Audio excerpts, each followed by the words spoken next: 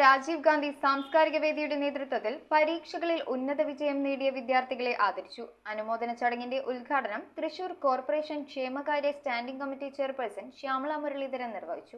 മുക്കാട്ടുകരയിലെ SSLC +2 ഉന്നത വിജയികളെ രാജീവ് ഗാന്ധി സാംസ്കാരിക വേദി ക്ലബിന്റെ നേതൃത്വത്തിലാണ് അനുമോദിച്ചത്. തൃശൂർ കോർപ്പറേഷൻ ക്ഷേമകാര്യ standing committee chairperson Shyamala Muralidharan അനുമോദന ചടങ്ങിന്റെ ഉദ്ഘാടനം നിർവഹിച്ചു.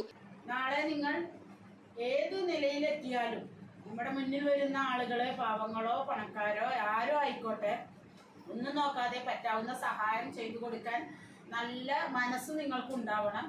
വിദ്യാഭ്യാസം ഉയർന്ന വിദ്യാഭ്യാസം മാത്രം ഉണ്ടായാൽ പോരാ. ആ വിദ്യാഭ്യാസത്തിന്റെ അടിസ്ഥാന കാര്യങ്ങളാണ് ചില ചെറിയ മര്യാദകളൊക്കെ പഠിക്കുക എന്നുള്ളത്.